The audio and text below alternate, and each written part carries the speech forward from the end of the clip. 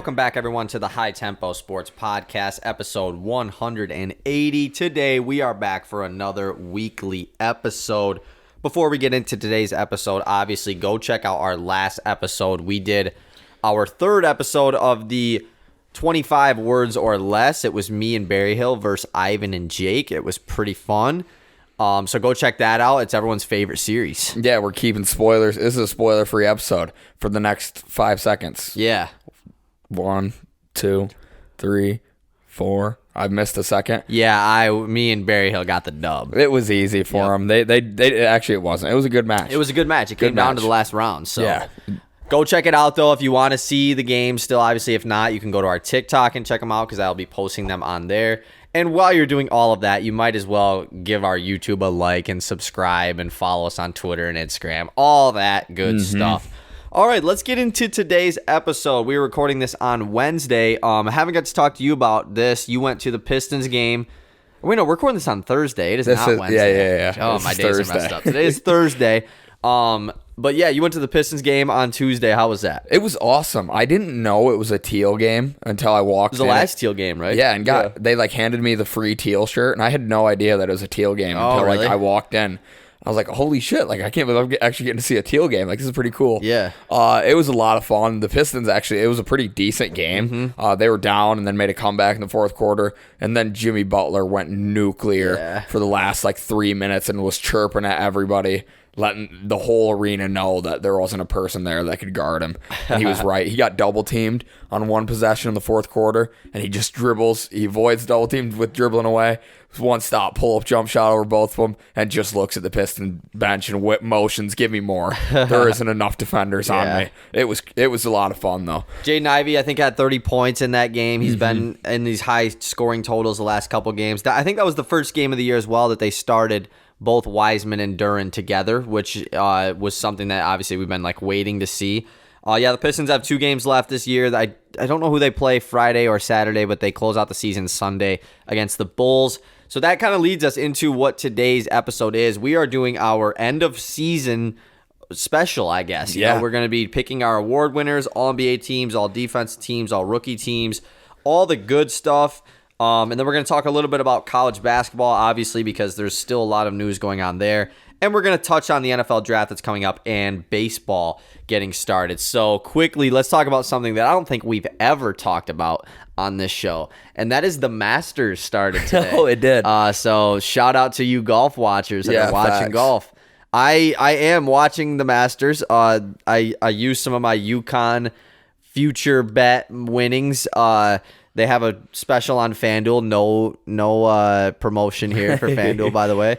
But basically, you bet on a guy to win, and if he finishes in the top 20, you get your money back. So I picked John Rahm because I know who he is. Yeah, you know his name. And he's going off right now. He's tied for first at 7 under right now. So hopefully he continues to dominate throughout the weekend because that would be nice. Yeah, I found it interesting that they let the live golfers in the Masters this year. That is interesting. It's an interesting conflict that goes on. Because I don't know a lot about that whole situation, but what I remembered was they said if you sign with live, you cannot be in the PGA. Yeah.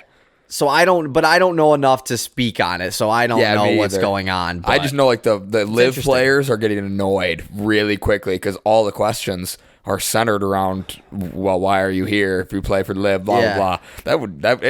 Golf is crazy. Golf is such a wild sport. The fact that you don't get paid unless you win. If you finish 59th every tournament, you're not making any money. You probably need a second job, which is just crazy to me. It's the weirdest professional sports. So, yeah, we'll see who wins the Masters. Let's talk about college basketball because obviously that happened while we were gone. UConn wins the men's tournament and LSU wins the women's tournament. Let's talk about a controversial topic on the we podcast, don't do this often. Because we don't do it often. And I want to talk controversy right now. After LSU beats Iowa in the championship game, which was a decent game. It was not as good of a game as I was hoping for. I did watch most of it. Which, by the way, the women's tournament was really good this year. It was It was star-studded. A lot of fun games. The Final Four was really good. Even the Elite Eight game with Iowa and Louisville was a good one. But there's a lot of talk about the Angel Reese trash talking and just the LSU team in general, the amount of trash talk that went into going at Caitlin Clark basically at the end of that game, and now there's stuff with Jill Biden inviting both teams to the Capitol, and LSU doesn't even want to go now.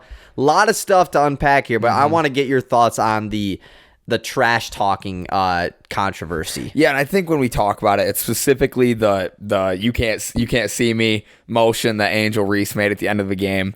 I saw a lot of people. Me too. Yeah, the ring. I love the trash talk and everything. I think it's important. I think, especially there's always been like the weird stigma. The girls haven't typically trash talked, right? Like the way we saw between these two teams, and even previously with Haley Van Lith and Caitlin Clark, they were talking a ton. However, rarely do we see a player do that on that big of a stage. That obviously, like the way she followed Caitlin Clark around the court, and like. We've never. I mean, if anybody else did that ever, it would be instantly criticized and called classless. And I'm a believer that I don't mind anything else that happened. I don't mind them talking shit after the game, anything. But it's just the fact that they did it on the court and like the saddest moment of your season is like it's really rubbing it in your face. Oh yeah. And I think Caitlin Clark has also handled everything really well. She went on ESPN and talked about how why would she accept the invite to the White House? Exactly. And I totally agree. Why did she get the invite to the White House? She lost. It's ridiculous. That is the dumbest thing I've ever heard. Like I'm totally Angel Reese. Shout out you for saying what a joke, because it is a joke. It is. There is no way that the losers have never been invited to the White House. So why start now? What's different? It does bring up the question: if Iowa wins, does LSU get the invite? Hell no. I'm guessing no. Hell no. Like, and you can go into the reasons behind that, but I am guessing no. So it's just. Yeah, I mean, the trash talk thing is like, I mean, Angel Reese has been that person. Like, it's not like this is anything new. Like, I didn't watch much like women's college basketball throughout the season this year, but even like I would see clips on Instagram and stuff of just her just hitting the too small, like an absurd amount and stuff this year. And so it's like, I understand why some people like find it. Some people find it, like they don't like that part of the game, trash talking and stuff like that. I understand. I just think a lot of the people that are upset with the way Angel Reese was trash talking were the same people that thought Caitlin Clark doing it was cool. Yeah, absolutely. And obviously, like we know why those people are like that. Know. So it's just no like secret. That is really that's a weird thing to me. Like it's just like let them be them, you know? And they're going to match up next year, hopefully. We might see these two step on the court again. And again, Angel Reese, awesome. I love the trash talk. Like, it was awesome watching Caitlin Clark. And I saw, real quick, just off topic, I saw people calling, like, Angel Reese, like, a scrub. This girl's a baller. Yeah, she, had the most double-doubles in the NCAA tournament history She was nuts. Yeah. And she averaged a double-double on the season. I think she actually had the most double-doubles in a season ever Yeah, she was cold, like absolutely cold. And so she's allowed to talk her shit. But I just think the way it was so blatantly, like there was no hiding it. It went on for like 10 seconds, 12 seconds. That might have been a little much. But I don't mind you looking at her and doing the you can't see me, pointing at your fingers. We see NBA guys do that all the time. And we don't criticize them a ton. Dylan Brooks is the only guy that really gets the criticism for it. The only one. I mean, Clay does. Everyone gets criticism, but not like this level criticism, I feel like. Yeah, not having to go on and do talk shows about your trash talk, which is just so horseshit. You just want a natty, and all they want to talk about is how you act instead of the way you play, which is what it's really about. So yeah, that was just a little talking about that, because I thought that was that's something that I've just been seeing in the media, and it's really pointless to me. It's just like it's just another thing. It's another controversial thing that people want to make bigger than it is. Yeah, absolutely. Yeah. And is LSU going to the White House? I think they said that Angel Reese said like she don't want to. So I don't know if they're going to or not. The whole team feels that way. So we'll see. And then UConn wins the men's tournament. They win their 5th national championship since 1999. Dominant fashion. They've won every single game by double-digit points, which I think they were the 4th or 5th team ever to do so, which kind of did surprise me a little bit. I thought that they would be like one of the first teams to ever do it. But yeah, dominant run from UConn. And I want to get into another controversial topic off of a national championship. Wow, quick. Let's talk about the blue blood situation. That is just another thing that just really is weird. It's the dumbest argument in the history of sports. So is UConn now a blue blood that they won this 5th national championship? So I know that some people look at blue bloods and feel like there can only be a certain amount. Yes. And like I see people saying that now Villanova is not a blue blood anymore because of UConn's win. Were they ever a blue blood? I don't know. But 5 rings in 24 years, if that doesn't make you a blue blood, I don't even know if you care to be like blue blood might be an unattainable standard for a majority of teams. Yeah, you might have had to have won 13 championships in the 70s or whenever UCLA did all that to be counted as a blue blood. Why are they still a blue blood? I mean, it just depends on what your definition, your personal is, because you have a team like Villanova and a team like UConn who have been really good in recent college basketball history. If that's your standard, like then they are for sure blue bloods. But pre-2000 or whatever, these programs were not anything special like at all. So it's like obviously for guys like you and I who didn't live pre-2000, our definition of like Villanova and UConn probably are blue bloods. To me, UCLA probably isn't a blue blood. I think they have one natty since 2000. But you have the other side of it where it's like UCLA clearly should be because they have the most national titles ever, like by a landslide. But the like for sure blue bloods, I mean like Duke, UNC, Kansas, Kentucky, probably Kentucky. Those are like the 4 for sure. That's what I would say. And then UCLA is like whatever you think. UConn and Nova is whatever you think. I don't think Michigan State like is in that tier. Like I think they're knocking on the door. I think they're in that next tier of teams. Like I think those 4 I said, and then you have UConn, Nova. I don't want to count. UCLA is just weird. They're just whatever. They suck. They're just whatever you want. And it's not that they're bad. I didn't mean that as in they suck. I mean the argument, like the whole discussion about UCLA sucks. It's the same thing as Indiana. Indiana's in the same boat. A lot of teams consider them to be like right outside that blue blood, but what have they done for me lately? Not a lot. They've missed the tournament plenty of times over the last 20 years. So where you have Michigan State that like has not missed it in so long. So I would actually consider Michigan State like I don't know if it's because I've grown up here, but I would consider them a blue blood. I mean, I always used to before I like actually realized that like what does it matter? Like if I say they are or aren't, what does it change? Exactly. Nothing. And somebody's just going to argue with you. Exactly. So like they're not on the same level as them other 4 teams. So if you only want to keep 5 or 4 blue bloods, then MSU's not in it. Yeah, but for sure. That's just it's a weird topic because it's just it's another thing for people to argue about that it's just like someone needs to come up with like a ranking, like like the NCAA needs to say these are the blue bloods, just like how the NBA did the top 75. Yeah. Just so we actually have something to like base it off of. But what happened with the NBA 75? We just argued about who didn't make it. Exactly. I mean, but like at least there's like something that we can see and be like that's wrong. Blue bloods list is just like there isn't one. Yeah, everyone just has their own. Everyone just thinks they know what a blue blood is, and I don't even know what I've got no clue what I consider. I don't know blood. either. Do you have to have the color blue in your like? Then we're screwed if that's the case. So, so yeah, that's the college basketball talk. We are going to get into some college basketball portal news after the NBA talk, but it's been too long. Let's get into the NBA talk. Season ends on Sunday, so today's Thursday. We have 4 days left of games. It is going to be absolutely wild to see what comes down to the wire. Do we want to talk about potential playoff matchups and standings first, or do we want to get into awards and everything first? I think we should do playoff standings. I think so, too. So right now in the Eastern Conference, things are actually kind of like settled, honestly. Like Milwaukee's the 1 seed. They clinched the 1 seed last night. Boston is 2, Philly's 3, Cleveland's 4, New York is 5. I believe all 5 of those teams stay where they're at because each team only has like 2 or 3 games left, and these teams are all like 2 or 3 games spread apart. So they most likely will be in that spot.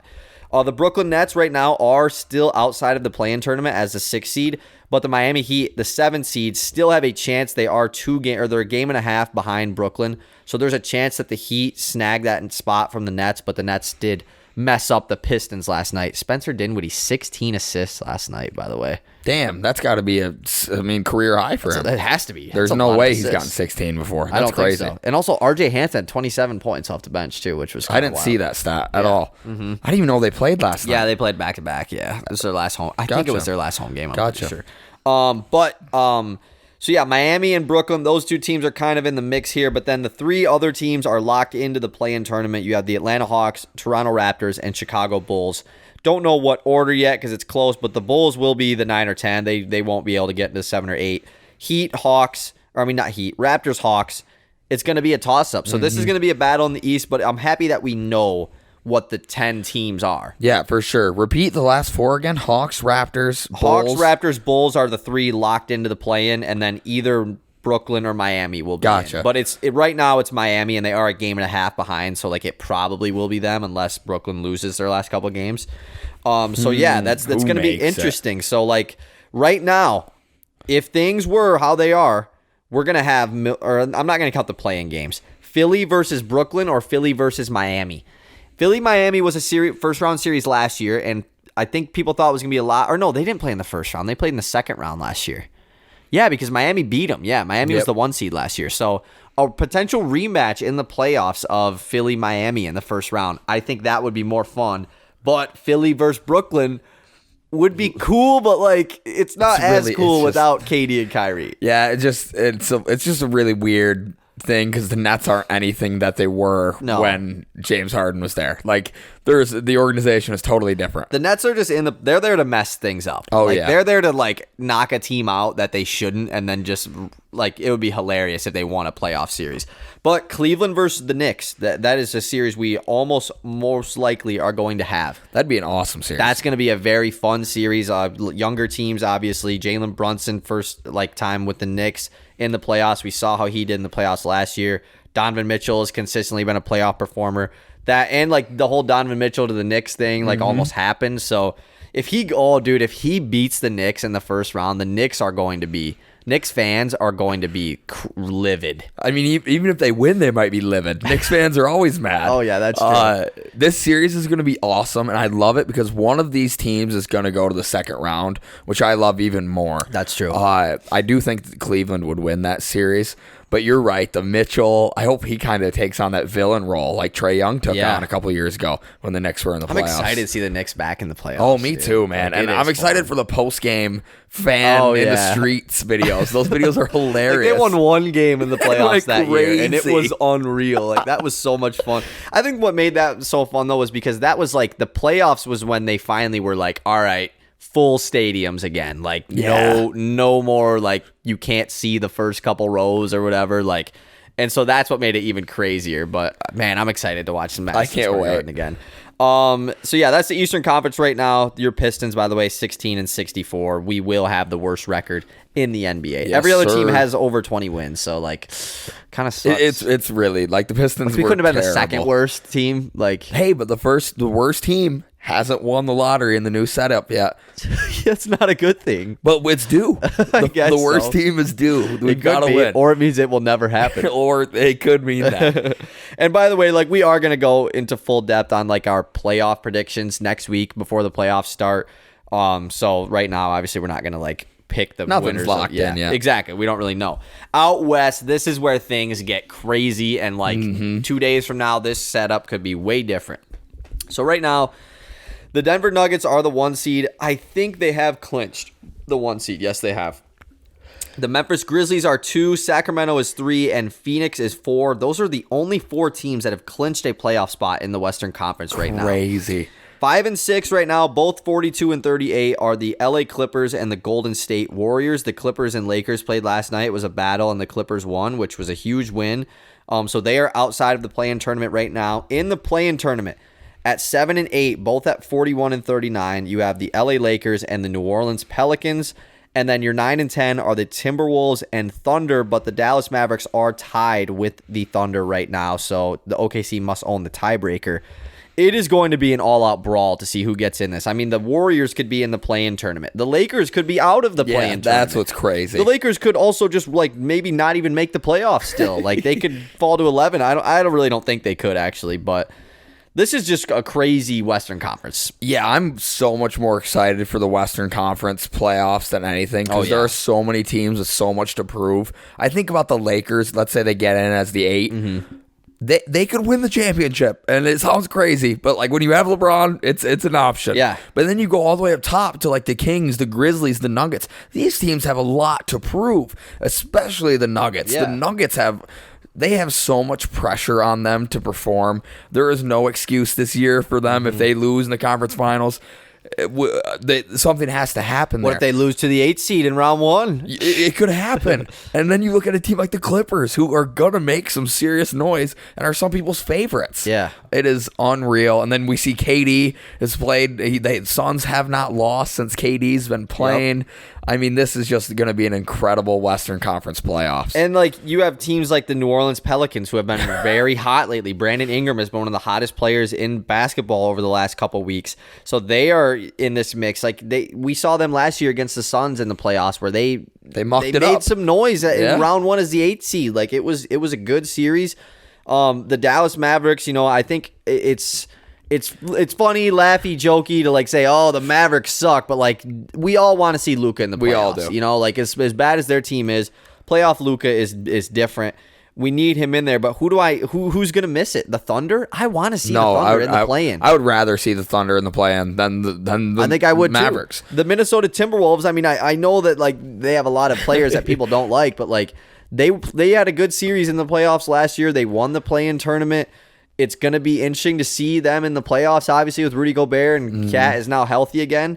So, like, and the Utah Jazz are still alive, by the way. It's going to be a tough route. They are a game and a half out of the play-in with Dallas also out ahead of them. So it's going to be a tough route for them to get in. They probably won't, but didn't Dallas, like, just the other day say they were thinking about shutting Luka and Kyrie down? I don't know if that was true or not. I think it was, like, if they, like, were eliminated, I think that's kind of what it was, which obviously makes sense. But, yeah, it's just, like, it's been a crazy run here in the West. Out of the play-in teams, like, let's say things fall how it is right now. You have Lakers, Pelicans, Timberwolves, Thunder. Who gets in the playoffs? It probably will be the Lakers and Pelicans with how hot both of them have been. Right. The Thunder have definitely like slid recently. They're not winning as many games. The season's kind of ramped up, so that typically happens to the younger teams. And who's the other team? Who's the Timberwolves. Yeah, and the Timberwolves, like, I don't see them. I don't see them beating either one of those teams. It's just the thing. Or any of those 3 teams. I think they're the worst out of the 3, and they got to beat them to make the playoffs. Hey, and I want to see LeBron in this play-in tournament because he said whoever made the play-in tournament should be fired. So, facts. Like, I want to see him in there, and like, is he going to boycott it? I don't know. Isn't this his second time being in the play-in? That was when he did like there's something in my eye. Against the Warriors. He threw in I couldn't 3 rims. even see. Yeah, like there were 3 rims. Little cap. But yeah, I hope that I think that I'm the same as you. Lakers, Pelicans get in as much as the Thunder and Timberwolves are fun, younger teams.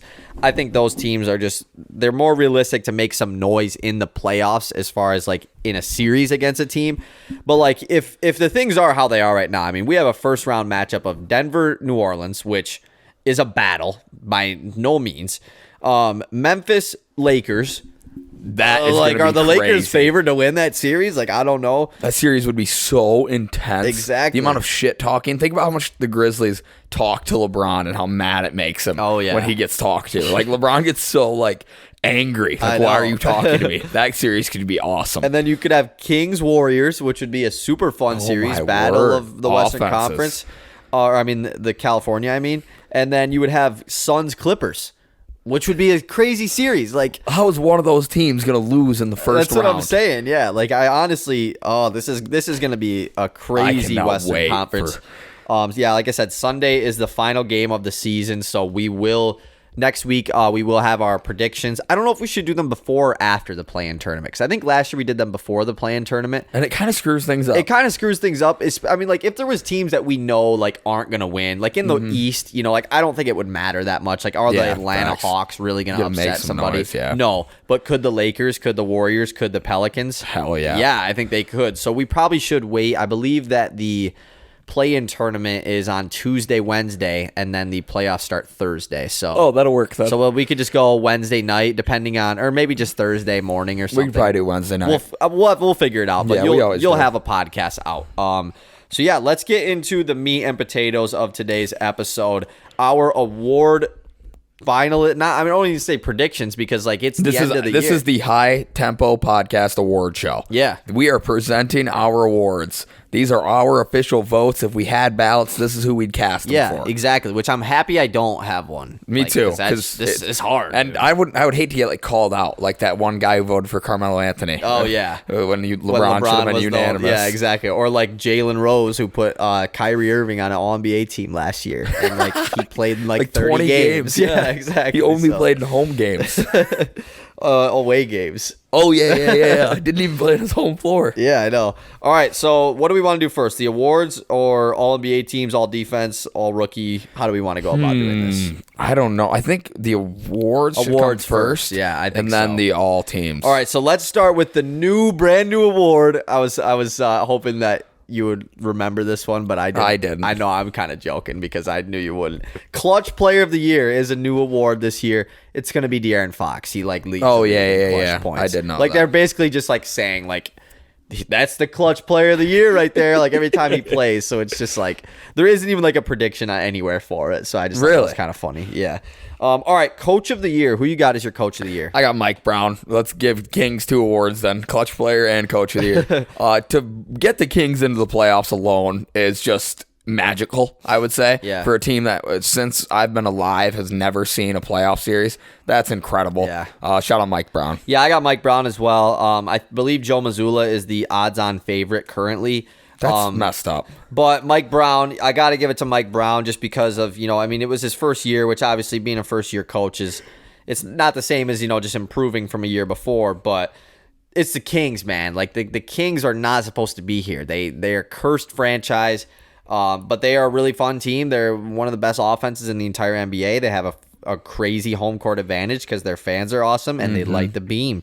But I do think Joe Mazzulla should get some love, and I think Mark Dagnall from OKC should get some love too. I would agree. Because they have taken quite the leap this year. All right, Sixth Man of the Year. Who is your sixth man? I didn't write one down. You got to think. I'll spitball in my head. Right. I want me to just tell you my sixth man. My sixth man of the year is Malcolm Brogdon. He is not currently the odds-on favorite is Emmanuel Quickly, but I'm taking Brogdon because he's actually come off of the bench in every single game this year. Boston's one of the best teams in the league. He's one of the top 3-point shooters in the league. Malcolm Brogdon, I think, should be sixth man of the year. I'm also going with Malcolm Brogdon. That one's actually the obvious one to me because Emmanuel Quickly started like 30 games. Yeah, this year, exactly. Like Quickly is the heavy favorite now at this point, but it's just like. He qualifies to be the sixth man of the year, but like he wasn't really the sixth man. And his numbers are like ridiculously better when he starts. Yeah, because he averages like 8 points a game. Well, yeah, because Knicks starters all play 40 minutes apiece, facts. and then the bench dudes play like 10. Classic Thibodeau. Exactly. Classic. All right, let's move on to most improved player. Who is your MIP? I think this guy came out of nowhere. My MIP is Lauri Markkanen. He literally, I thought he was like, almost, I wouldn't say done because he was good in Cleveland, but he was so oddly used. He was a 7'3", 7'3". He was a 7-foot small forward, and he could shoot the ball. But he got to Utah and just was unlocked. It was like he evolved, like a Pokemon does when he gets to a certain level. He was nuts this year. First ever player in NBA history to have 100 dunks and 200 threes in a season. That's kind of weird. It just feels like that is kind of weird. It's just like Paul George never did that, or anybody. Like LeBron never. I guess LeBron probably never made 200 threes. Yeah, like, I don't know. Paul George seems like somebody who would he definitely does seem like a guy that would do that. But yeah, shout out Lowry and his breakout season. I think to me he's the. I know there is another guy in the top Shea of the race. is like the top guy, yeah. But Shea. Well, I mean, not the top guy. Like he's like Shea don't need to be there. Yeah. I have Lauri Markkanen as my most improved player as well. Like Shea obviously could be here. Especially because like his team took a leap and he took a humongous leap in like points per game. But I think we all kind of knew that Shea had that in him, Yeah. Whereas like Lauri Markkanen was, like you said, came out of nowhere. Like he really was the main piece of that Donovan Mitchell trade, but was like, I mean, you could argue Colin Sexton was the main piece of that trade. And now he is leading this bright future Utah Jazz team that really could. That team is scary going forward, especially if they land a top whatever pick. They're going to have a lottery pick, obviously. So, Lauri Markkanen is a fun player to watch, man, because he straps threes and he posters a lot of dudes. Yeah, he's a long player that plays on the perimeter. Those guys are fun to watch. And he came out of nowhere. Definitely, and he's a potential All-NBA player as well. So Lauri Markkanen is the MIP. Let's move on to Rookie of the Year. This one's pretty obvious. It's Paulo. I mean, leader in rebounds, not assists, but points.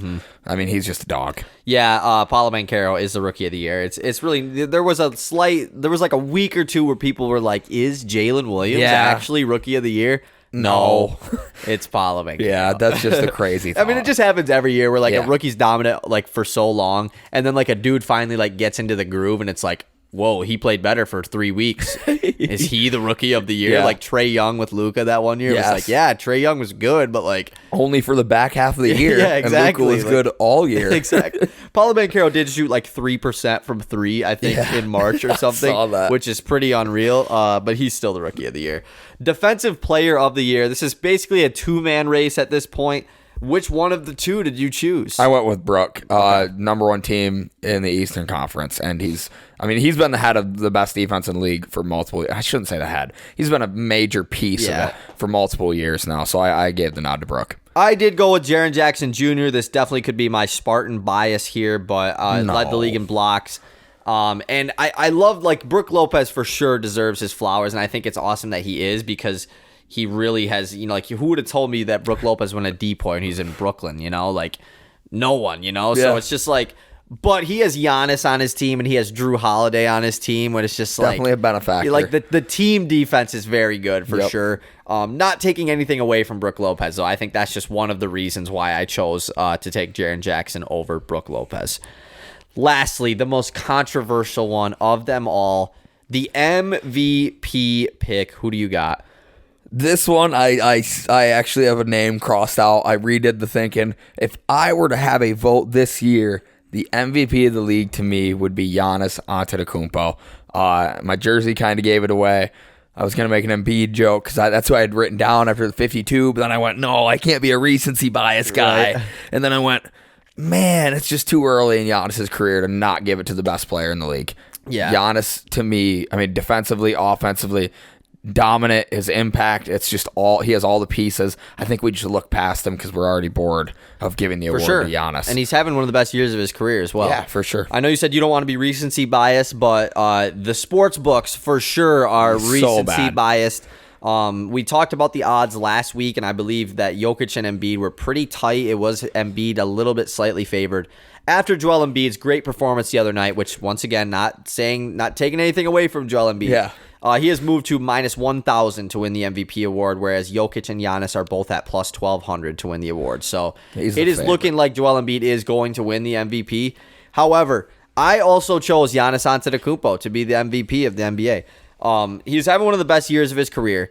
The argument behind Jokic last year was at least just something that was driving it was, he hasn't had Jamal Murray all year. He hasn't had Michael Porter Jr. all year. He was the 6th seed, still won the MVP. Like, he's carrying this team. Giannis, I don't want to say he hasn't had Middleton all year, because Middleton has just been in and out all year, but he has not been himself all year. He's kind of just now getting back into it. And this team is the 1 seed. They are the best team in the NBA, not just in the Eastern Conference. The Nuggets have fallen off a little bit. The Sixers have just been behind the Bucks all year. They're the best team in the NBA, best player in the NBA that's having his best season of his career. I got to give it to Giannis. I know that he's not the favorite, but like you said, if I had a vote, I would vote for Giannis to be the MVP of the I would league. too. I'm much more of the best player in the league type of mantra. Yeah, I mean, it's definitely like who had the best season, but I think Giannis had the best season. I would agree. Joel Embiid, is leading league in scoring as a center back-to-back years. It's crazy. Jokic is almost averaging a triple-double on 25 points per game. Crazy. I think what Giannis is doing is just more impressive. Yeah, every single one of them, those 3 all have a case. You again, we've talked about this multiple times. If you told me any of them, I can't argue it with you. No. I'll give you my reasons, you give me my reasons, let's go our separate ways. Because you're right, I'm right. There could be 3 MVPs this year. There could be the first ever 3-way tie. Yeah. I mean, that's how incredible this year's been with the race between these 3. Oh yeah, it definitely has. Like, and it's just, there is no wrong answer. You can pick a guy and it's like, cool. Yeah, Like, for sure. that dude probably does deserve it. Yeah, Like, I facts. don't really care that he does, so. And Embiid probably does. Like, I do feel bad. I do feel bad for him. Because, like, I think Giannis is going to have more good seasons than Embiid. Just health reasons and bunch of factors go into that. But, like, so I feel like Embiid's window is smaller. So maybe we should give it to him. That's true. You know what I mean? He's also been the scoring champ the last 2 seasons, which is it's pretty crazy. Crazy. But, like, I mean, if you said, like, Luka was the MVP, like, it would be a little like, all right, like, come on. it's not. But. All right, so that is our awards. Let's hop into our all NBA teams. Let's do the rookie teams first. Who's on your first team all rookie? Just give me all 5 of them. My first team all rookie is Jaden Ivey, Jalen Williams, Keegan Murray, Paulo Banchero, and Walker Kessler. I have the exact same first team all rookie. I did totally biasly put Jaden Ivey on first team all rookie. Will he actually make it? Like, I would say chances are probably lower than higher for him to actually make the first team. But this stretch he's had this last month, I think, just has been very impressive out of Jaden Ivey. So I gave him first team. Yeah, I was totally biased. I had my original first team written down. And I was like, no, Ivy's better than this guy. Like, I just watched Ivy play. Yeah. He's faster than you think. He finishes everything. And he's been a much better, like, shooter. Like, the numbers don't tell you, but, like, coming off of a screen, his mid-range jumper has been really good. His three-point, I mean, he shoots a high volume of threes this back half of the year, but he does make a good amount of them. Yeah, like, I think for sure. he's been a better shooter than at least I thought he was going to be. Not saying he's a good shooter, but his decision-making has developed a lot over this first year. He's become much better. I mean, even against the Heat, he didn't make a lot of mistakes. That's a great defensive team. Bam was back. Jimmy was playing. I mean, the whole team was playing. Yeah. And he had an incredible game with very few and minimal mistakes. And as long as he continues to do that, he's going to be a stud in this league. Yeah. A future all-star. And he's when I say stud. developed a great chemistry with a lot of guys on this team, especially Jalen Duren. I mean, those two guys are always on the same page. I think him and Killian Hayes have a good chemistry as well.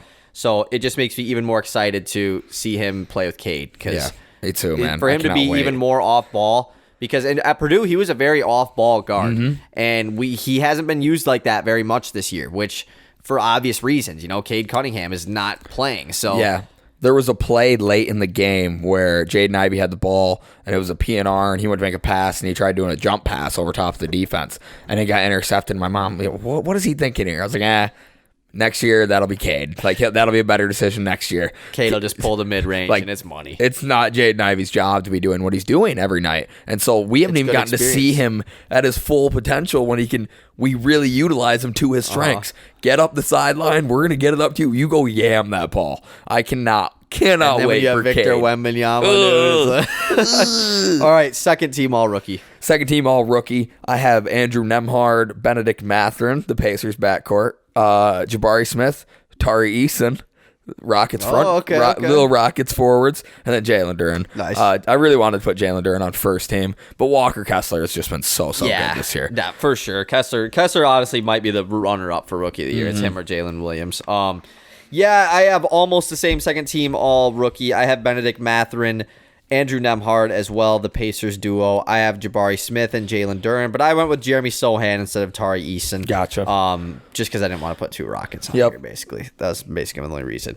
All right, let's move on to the all defensive teams. These ones are a little different because, rookies aren't positions either, but it's just kind of hard to pick. Like, what do you look at for the defensive? You just kind of got to know who's had a really good year defensively.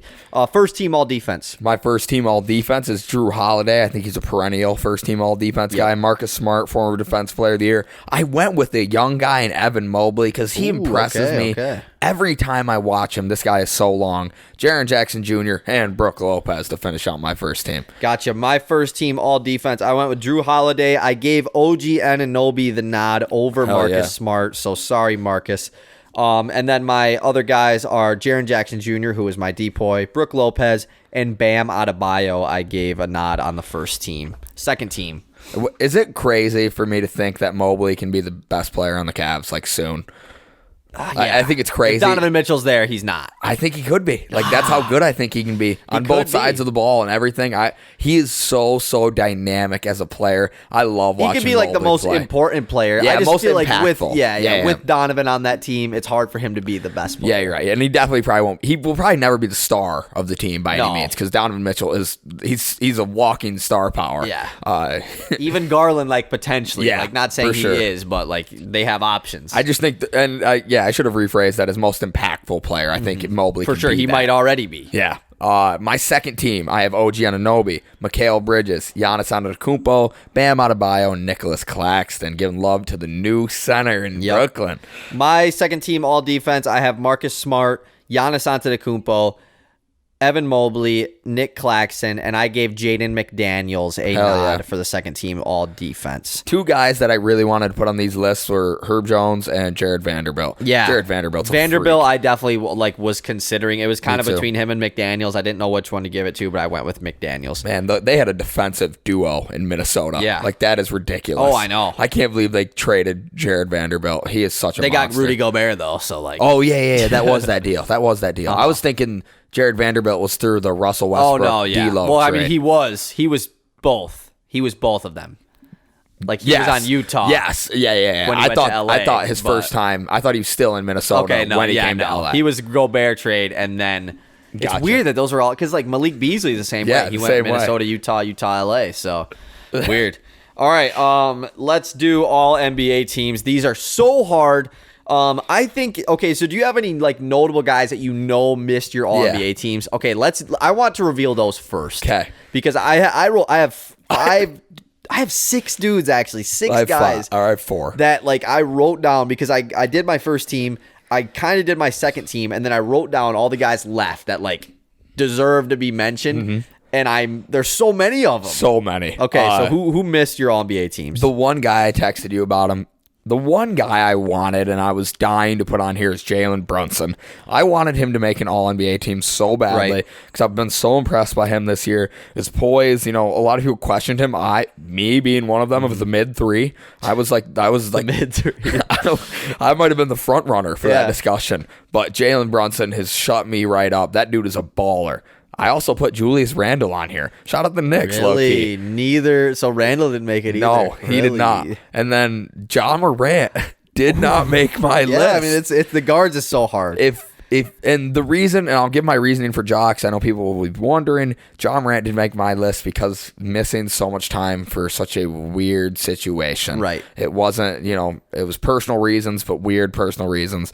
Blah, blah, blah. I just didn't think he deserved it this year. But not just because he missed time, yeah, though, right? Yeah. He will, and he'll also be like a perennial All-NBA guy. Because he has played like more games he's played than like a lot of other guys 65, on this list. Yeah, probably. 60-something. And like I've got Kawhi, a lot of guys not with 50 spoiled, games 50 on games, here, yeah. And then Pascal Siakam did not make my list. So I have 6 dudes here. Oh, wait. Sabonis also didn't make my list. And gotcha. Sabonis was another guy I wanted to squeeze in. Yeah. Okay, so my guys that missed, Kawhi Leonard did not make my All-NBA team. It was really hard, man, because he came back from injury so, like, the first, 2 weeks of the year where he, played, they were like, he's back, and then, never mind, he's going to sit, and we're going to play him every, 5 games. It was like, dude, is Kawhi, what's going on? Is he going to be back? He came back. He's back. So it was really hard for me to leave him off, but he missed it.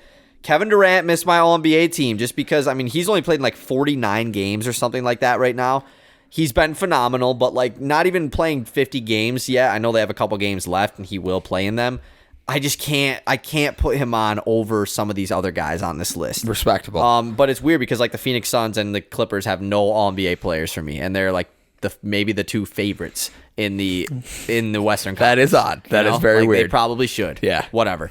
We're not going to have to do this next year, by the way, because this is maybe we will, but next year we have just the 15 best players in the NBA become All-NBA teams, which is awesome.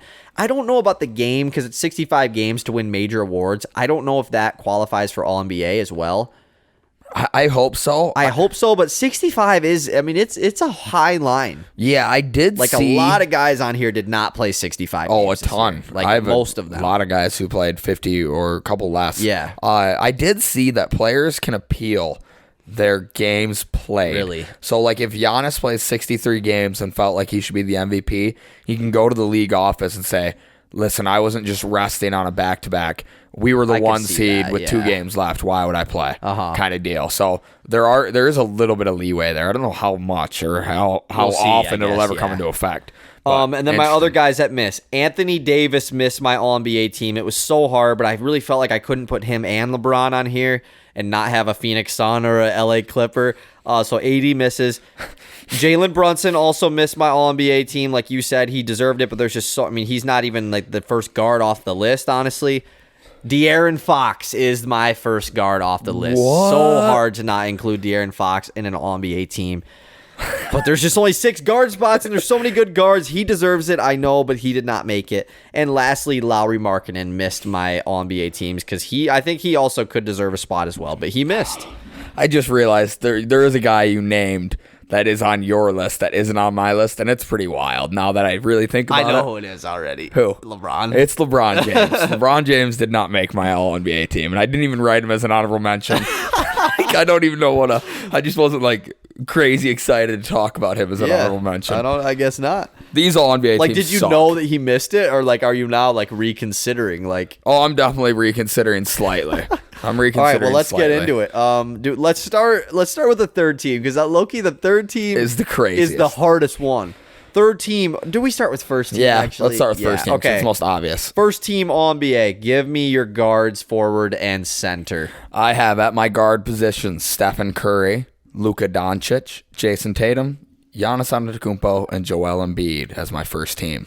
Joel gets the nod over Jokic. That was because like it was 1, hard. 2, 3. When I was picking MVP, because I did the awards before the All-NBA teams, it was like, oh, who do I take? Like Jokic or Embiid? And I was like, dude, no, I think Giannis is. But I was like, shoot, I still have to pick Jokic or Embiid for the All-NBA teams. Like, this is so dumb. So another year where the top 2 guys in MVP potentially will both not be first team All-NBA. Crazy. Wrong. So your guards were Steph and Luka, right? Yeah. So my first team All-NBA is almost the same as yours.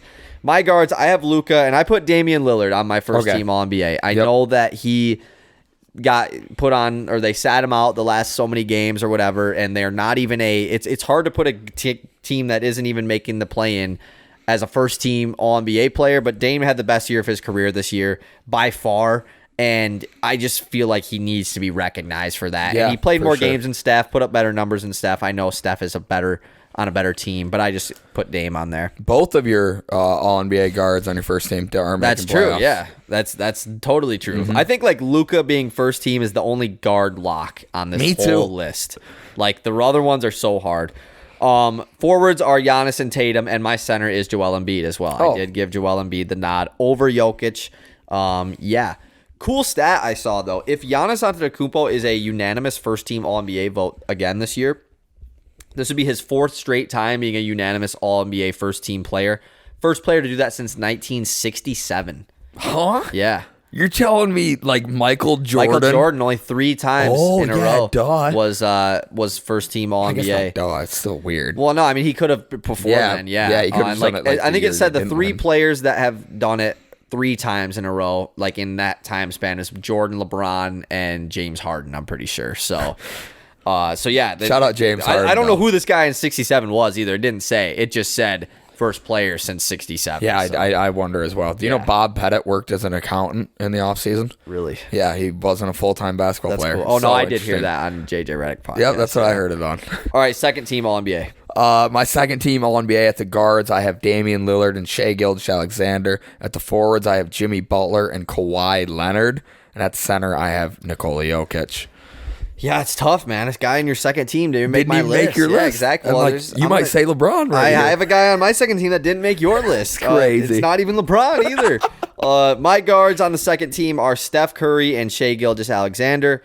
I low-key almost put Shai on first team, but just because I was like, if I put Dame first team, like why can't Shai be first team? But I didn't. My forwards are Julius Randle and Jaylen Brown. And my center is Nikola Jokic. Shout out Jaylen Brown. So, totally different list here, at least as far as the forwards go. Totally different list as far as the forwards go. That's what I just said. Yeah, you're right. All right, third team. My third team at the guards, I have De'Aaron Fox and Donovan Mitchell. At the forwards, I have Kevin Durant and Lauri Markkanen. And at the center, I did go with Anthony Davis. Yeah. I wanted to move Anthony Davis to forward and slide Sabonis in at center. I did that last year. And like Dave AD played center this year. And he did. I mean, he starts every game next to Jared Vanderbilt at the 4. Like since that trade. Before that trade, though, like he was the 5. center still, yeah. It just sucks that ESPN lists him at a 4. And he starts every game not playing the 4. What is he? I don't know. He's a 5. That's what he is. Just because he said he wants to play the 4 doesn't mean he is a 4. Yeah, it's just wild. Yeah. My third team All-NBA, the guard spots are Ja Morant and Donovan Mitchell, which, by the way, like Donovan Mitchell, like had such a underrated, like not underrated, but just like it's just gone under the radar the year that he's had. Like, I mean, he had a potential like first team All-NBA year, which he still could be first team All-NBA. He very well could. He's not gonna be, but like Donovan Mitchell had a phenomenal year. Ja Morant also did as well. Like I know he had all that stuff go down, but like his team is second seed in the West, and he's averaging like 28 points and 8 assists, like having a amazing year. So yeah, Ja and Dono are my guards. LeBron and Jimmy Butler are my forwards, and Domantas Sabonis is my center on the third team. I had to include a king on here. I couldn't have them both miss. And Fox was just the one that I chose to leave off. I threw in Sabonis there. You think Mitchell could end up like a top 5 MVP vote getter this year? This year? No. You don't think so? I don't think so. Because like I think the it goes four Shea, obviously Mitchell. are like Luka, Giannis, Tatum, Joel. Or wait, no, never mind. Luka, Giannis, Tatum, Joel, and Jokic are the top 5. Yeah, you're right. Yeah. You're definitely right. I think Shea has an argument. Yeah. Shea has an argument He has for an MVP. argument. Like he was Steph nuts. obviously will like get the votes too. But you never know. Like a dude like Julius Randle could get votes. Like Yeah, because they're just people like you and I. Like how you and I are putting our votes in. That's the same people who are doing this. Exactly. Like I can just be like, whoa, like I work for the New York Times. Like Lauri Markkanen is the MVP. Yeah, facts. So yeah, those are all of our All NBA, All Rookie, All Defensive, and Award winners. Thank you for listening to those. All right, let's do our trivias before we get into the portal news. What are we at, by the way, time wise? 50 minutes. Not bad. All right, you want to go first? You want me to go first? I want you to be the guesser first. I'll Okay, present my gotcha. trivia first. This is every season since 2010. The Detroit Tigers hits leaders. Ooh. Who were they? Now there is one guy who makes an appearance a lot, year after year. So every year since 2010. So we got what 12 seasons here, maybe 13. And I seasons? included this year. Yeah. So 13. Oh, you included like 2022. Yeah, like updated right now. as in. So wouldn't that be 14 years? Like 2010, 11. Yeah, 11, it might 12, be 14. Yeah, whatever. Yeah. Okay. Miguel Cabrera. Yeah, he's on the list a lot for 2011, 2012, 2013, 2014, 2016, 2019. Gotcha. Okay, so right now their leader in hits is going to be either Austin Meadows or Matt Vierling. It's Riley Green. Oh, well, you didn't need to tell me who it was. I know. I started saying the name and it was too late. Okay. Riley Green, really? Yeah, it said he had 8 on this whatever website. I mean, he probably does, yeah. All right, so just give you the answer to one. What the hell am I doing? I don't know. Terrible podcast. Forgot about how the trivia works here. Okay, so what do I need from like the earlier? So you need 2010, 2015, 2017, and 2018. Okay. Those are your post 2020. So let me try to get the 2010 guy. Is it like Victor Martinez? It is not. Is it like Nick Castellanos? No. You gotta think older. Like I was gonna say Kinsler, but no, it's not Kinsler. Let me think of the more recent ones right now. I'll do that one later. Okay, 17, 18, 19, 20, 21. You are missing 17, 18, 20, 21, 22. 19 was Miggy. Oh, okay. And you said his name. 2015 was Ian Kinsler. Oh, okay, gotcha. Okay. Man, the Tigers were bad in this like little stretch here, so it's like well, I guess you also said, I mean, Castellanos is 2017, 2018. Oh, okay. So you've got those two as well. So now you're missing 2020, 2021, 2022, and 2010. Okay, so last year their hits. Jonathan Scope's probably 2020. He's 2021. Okay, that's probably what I meant. That is what I meant. So 2022 last year, who'd have had the most hits on the team? I mean, like Harold Castro was like leader in average, but there's no way he had the most hits. It's not Javi Baez. It is Javi Baez. Really? I know. It Javi surprised me Baez. as well. Wow. I mean, yeah, he played in damn near every game. So, yeah, I guess that makes sense. So now you're missing 2020 and 2010. 2020 0 and years. 2010. Okay, so 2020 COVID year. This could be anybody just because of how small of a season we had. Is it gonna be like CJ Crone No. or like? Okay, do you know if this guy is still on the Tigers? I don't think he is. Okay. I don't think he is. Gotcha. What about 2010 guy? Like, you know who he is? Oh, yeah. He was like Yeah, a yeah. staple of Yeah. of This the guy's Tigers. awesome. Okay. Johnny Peralta. No. I love him. He's awesome. Oh no, as well. it's gonna be Austin Jackson. It is Austin yeah, Jackson. I love all. He's like my favorite Tiger ever. Yeah. Shout out my grandpa. I got a selfie with him actually. What? Yeah. It was my grandpa's favorite player was, quick story time. My grandpa's favorite player was Curtis Granderson. So when they traded Curtis Granderson for Austin Jackson, he hated Austin Jackson. And he would always call him Awful Jackson every single time. But Austin Jackson was just straight up better than Granderson. Oh, he was. And, like, when he got to the Tigers. It was more so that my cousin called him Awesome Jackson and loved him. Awesome. And so he would call him Awful Jackson just to, like, tease her, mess with her. Hilarious. Shout out Grandpa. Okay, so 2020 is the only one I have left. And you don't think I'm gonna be he's honest. on- I don't know who this guy is. Okay, gotcha. Okay. I don't remember. Don't know who. So you don't know if he's still on the Tigers or not, because But I think he's not because I don't really know him. You know what I Right. mean? But there's a lot of guys on the Tigers who I feel like you would. yeah, I guess But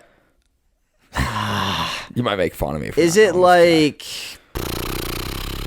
Man, I don't. I you might as well just give it to me. I this guy. really. Victor Reyes. Oh, okay, yeah, he's not on the Tigers anymore. Okay, was he like good? He was solid. He was a utility outfield player. Like, wasn't really a starter, but kind of like last year at least. Like, he kind of just filled in every. Like, So he was couple on the team games. last year. Yeah, he was on. last year? He was on team last Gotcha. year.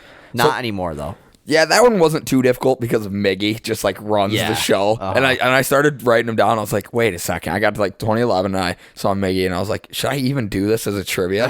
Yeah, you should, Easton. Okay. Let's go visit Detroit Tigers history. So I have a similar as far as like 10 years. I've been trying to follow that theme because I think it's fun. So, excuse me. We just did our All-NBA team. So, over the last 10 NBA seasons since 2012-2013, can you give me the top 10 players in All-NBA appearances? Okay. LeBron. LeBron James is number one. He has made all 10 All-NBA teams. That's awesome. Kawhi Leonard. Kawhi Leonard is actually the number 10 player with 5. There's, by the way, number 2 has 8, and then like there's 4 dudes tied for third with 7, 3 dudes tied with 6. So.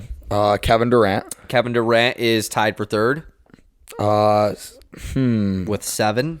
How many did Kawhi have? 5. Okay, so Steph Curry. Steph Curry is the number 2 guy with 8. Oh, wow. Oh, okay. James Harden. James Harden is tied for third with 7. Can he go perfect here without getting one wrong? Don't do that. Don't start saying that shit. Damian Lillard. Dame Lillard is tied for 7th with 6. Okay, how many guys am I missing? You are missing 1, 2, 3, 4, 5 dudes. You have LeBron, Steph, KD, Dame, and Kawhi. Okay. Everybody's in the middle here. Now, who else got like 5? 3 dudes with 7, 2 dudes with 6. Like, I don't want this to be my first one wrong, but I just feel like he's got to be. Russell Westbrook. Russell Westbrook Let's go. has 7. Yes. Let's go. I can tell by the way you nodded your head. Let's go. Okay, so, oh shit. Missing 4. Okay, who would be making those? And like this is one where I don't want to give you any hints. Yeah, Chris Paul. Chris Paul is on the list. Yes, he go. also has 7 All-NBA appearances. So you're missing 3 guys here. 1 with 7, 2 with 6. Just to be clear, all current, right? Yes. Okay.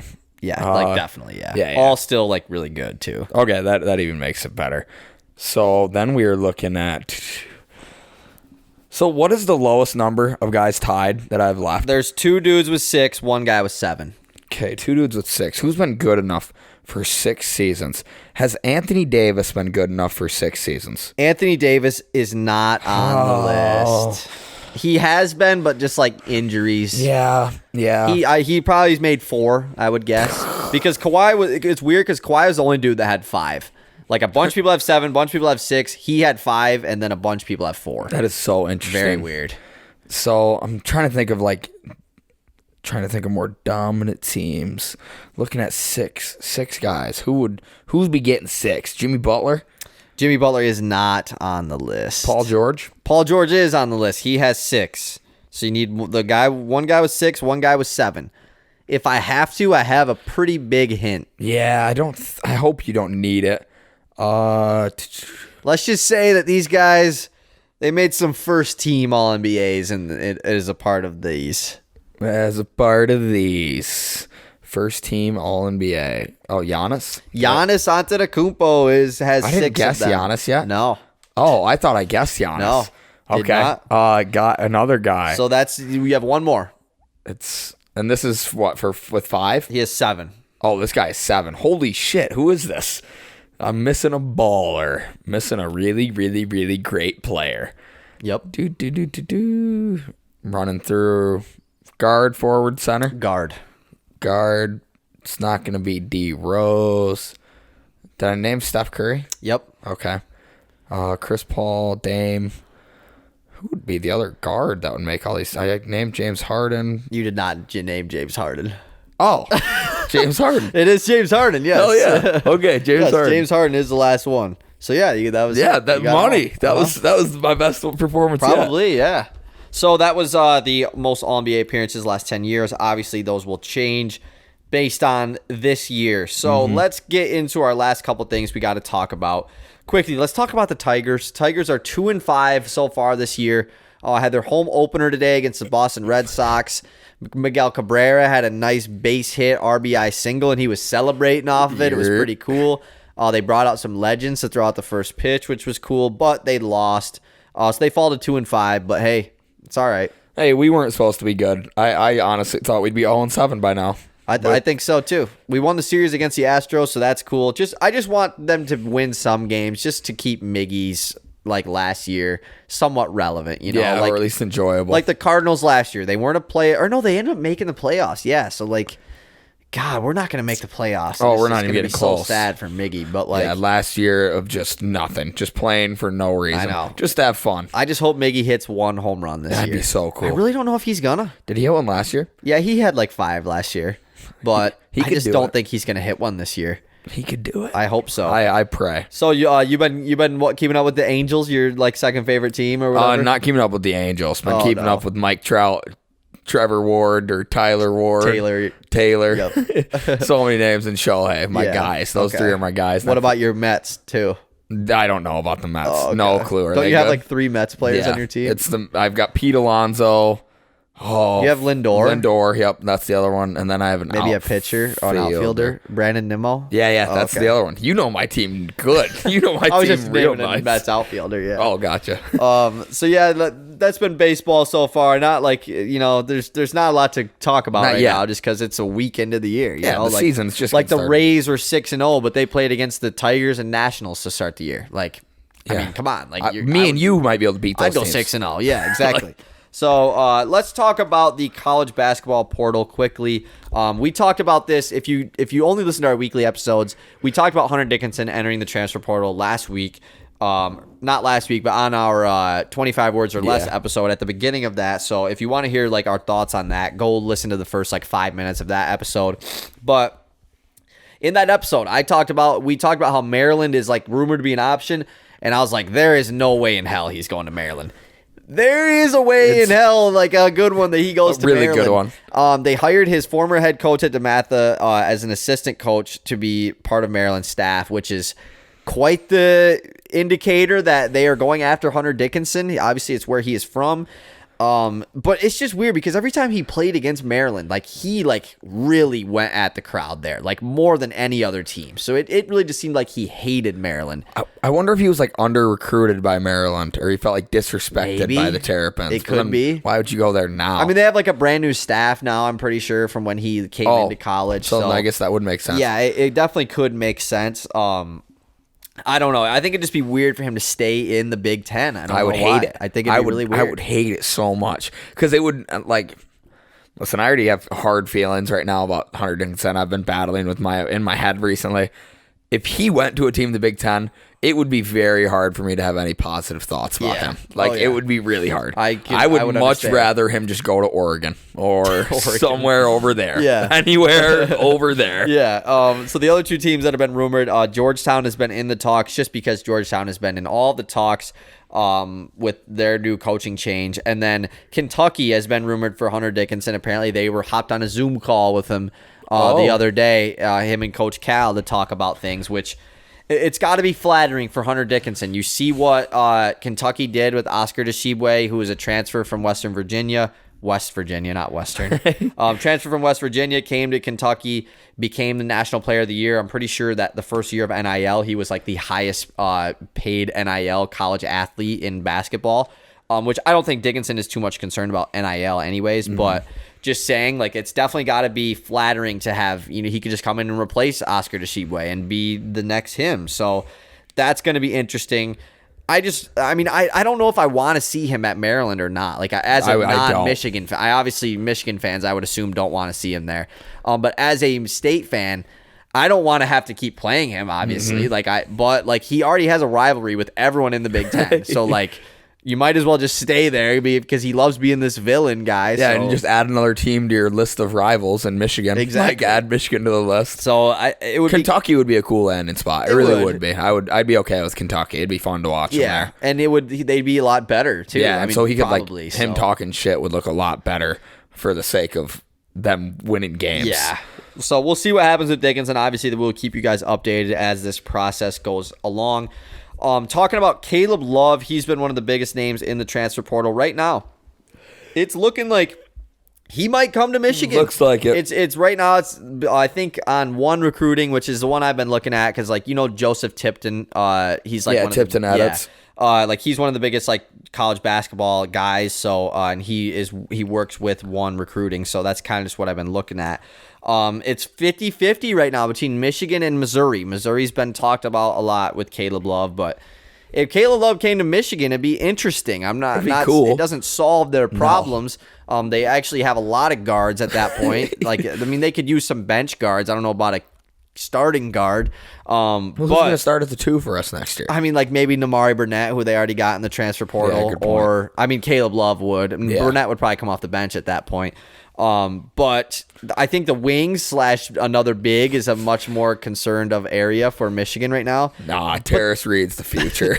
And Terrence Williams hasn't entered the portal yet either, which I thought that was going to happen. So if I have to see the starting lineup of Jalen Llewellyn, Burnett. I didn't even say Llewellyn. Yeah, Llewellyn's there. Well, you have Doug McDaniel. He's going to start. Oh my God, dude. Do you need Caleb Love? We need a lot more than Caleb Love. We need everything else. Yeah. Who's going to start at the 3? Because, Jace is probably going to start at the 3. Oh, my God. Is he actually? Terrence Williams at the 4. Jace Howard is not a college basketball player. No, not at all. But you're going to go, so let's say Llewellyn. Let's just throw Caleb Love in there for shits and giggles because we're not going to be good. And then Jace Howard, Terrence Williams, Terrace Reed. I assume that Michigan is going to get more portal guys. They just seem like a portal team. And it's still pretty early in the process. Now the season's officially over, so things will start going off for sure. But yeah, the worst. I don't think Michigan getting Caleb Love is like this. Woohoo! We got Caleb Love. Okay, Caleb Love is not this elite player. He had a good tournament run at UNC, but there's a reason he stayed in college basketball and didn't go to the next level like he was supposed to. So. It's going to make it more easy to watch, but we're not going to win. I don't know, dude. You ever watch Caleb Love play, dude? Yeah, you're right. He takes a lot of bad shots. You're right. And I've got words for bad shots. I hate, my least favorite thing in the world is bad shot attempts.